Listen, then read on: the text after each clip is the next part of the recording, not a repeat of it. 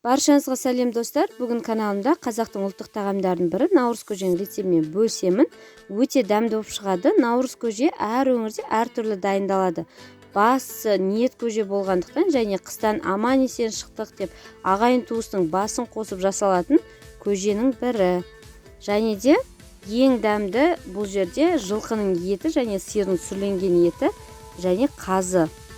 Қалғанын әр өңірде әртүрлі қоса береді. Видеода мен қосқан заттарының бәрін астына жазып кететін боламын. Осылай немесе өзіңіздің дайындау тәсіліңізбен дайындап көріңіз. Міндетті түрде наурыз көже жасаңыздар. Және де көршілер, ағайын туыстың басын қосып көже беріңіздер. Алдымен етімізді, менде жылқының еті, сүрленген жылқының еті, осыны жақсылап жуып, тазалап, қазанға салып 3-4 сағат қайнатамыз. Одан кейін дәнектерімізді алып, бидайдың перловканың үстіне ыстық су құйып, бұқтырып қоямыз. Бізде етіміз піскенше бұл дәнектеріміз бұқтырылып, жартылай пісіп дайын тұрады. Көбігін міндетті түрде әлі қайта алып тұрыңыздар. Әбден 3-4 сағат қайнағаннан кейін барып қана қоспаларымызды шетінен қоса бастаймыз. Бізде мінекей 3-4 сағат өтті. Енді еттерімізді, қазымызды сүзіп алып, турау үшін қалған сорпасына дәнектерімізді салып, тағы бір қайнатып аламыз.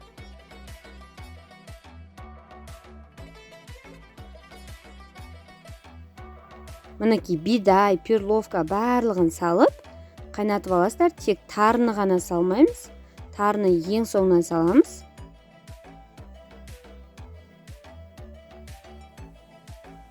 Жақсылап араластырып 40-45 минутта қайнатамыз. Мен бұл жерде наурыз көжеге міндетті түрде қамыр қосамын. Кәдімгі еттің қамырына илегендей илеп, жұқалап етіп турап. Наурыз көжеміз дайын болуға 5-10 минут қалған кезде қамыр қосамыз. 2-3 минут қалған кезде тарымызды жуып, жақсылап тары қосып шығамыз. Астын өшіргеннен кейін барып, үстіне айранды құямыз. Содан кейін барлығын жақсылап араластырып, турап алған еттерімізді осы көжеге қосамыз.